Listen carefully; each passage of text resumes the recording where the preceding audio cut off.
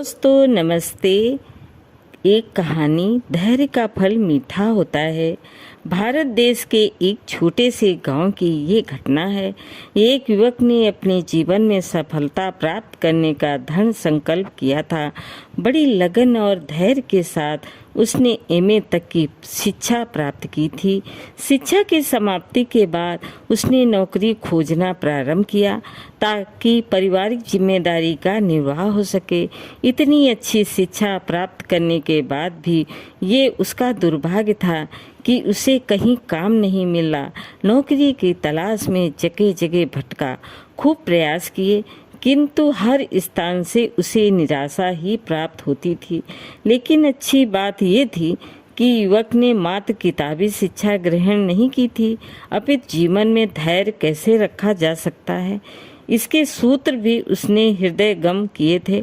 अतः आशावादी बनकर वो हर परिस्थिति का सामना करने लगा और उसकी खोज लगातार जारी रही और इस कार्य में उसका आत्मविश्वास उसे बल देता था।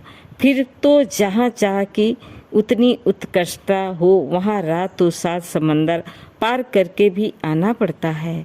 एक दिन वो काम की तलाश करता हुआ एक सेठ के बंगले पर पहुंचा, जो बहुत बड़ा व्यापारी था। युवक ने सोचा सेठ के पास कई काम हो सकते हैं। जिस समय वो सेठ के घर पहुंचा उस समय वो अपनी गाड़ी में बैठकर जाने की तैयारी में थे। युवक सेठ को आदरपूर्वक नमस्ते करके प्रार्थना के स्वर में बोला, सेठ जी, मैं काम की तलाश में आप तक पहुंचा हूं।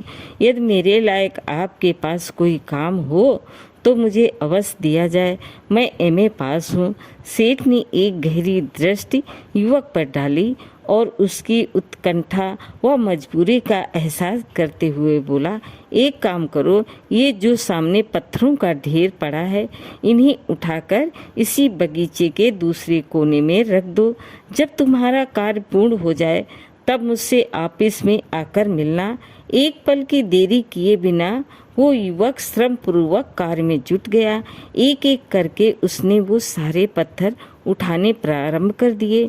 बड़ी लगन और कड़ी मेहनत के साथ उसने सेठ के द्वारा बताए गए स्थान पर वे सारे पत्थर रख दिए।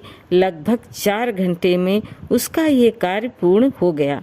तब वो सेठ के कार्यालय पहुंचा और कार्य पूर्ण हो जाने की सूचना दी। सेठ ने युवक को बुलाकर पूछा, ये काम हो गया क्या? तुम और भी काम करना चाहते हो? उसने विनम्र स्वर में कहा, जी, मैं काम करना चाहता हूँ। सेठ ने उसके साहस और धैर्य की परीक्षा लेने के लिए कहा, अब तुम इन पत्थरों को उसी स्थान पर रख दो जहाँ से उठाए थे। सेठ का आदेश पाकर युवक पुनः सेठ के बंगले आया और पूरी उत्साह के साथ काम करने लग गया। उसका उद्देश्य मात्र एक निष्ठता से काम करना था। काम क्या है, कैसा है, इस ओर उसका तनिक भी ध्यान नहीं था। वो पूर्ण लगन के साथ कार्य में जुट गया। शाम तक वो काम पूरा हुआ और वो ऑफिस पहुंचा। सेठ ने मुस्कुराते हुए कहा, यदि ये काम करना चाहते हो तो कल आ जाना। इतना कहकर सेठ ने उसे 100 रुपये दिए। दूसरे दिन भी ठीक वही कहानी दोहराई गई। आज भी युवक को उन्होंने वही काम बताया और उसने उसे धीरज से काम पूरा किया।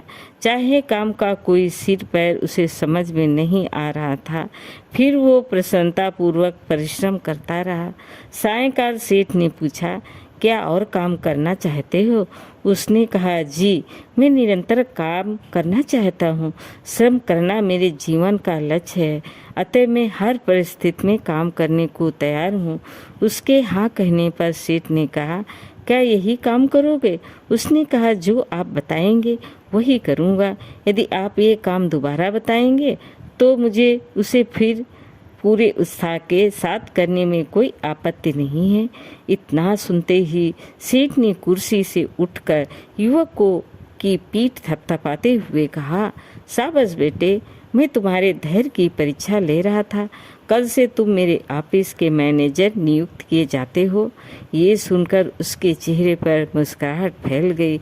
उसका रोम रोम हर्षित हो गया और वो अग्नि मेष दृष्टि से सेठ की आंखों में झांकते हुए उनके चरणों में झुक गया। युवक बड़ी प्रसन्नता के साथ घर पहुंचा। पत्नी से सारी बात बताकर अंत में बोला, धैर्य का फल मीठा होता है। दोस्तों, कहानी कैसी लगी? लाइक करें, सब्सक्राइब करें। धन्यवाद।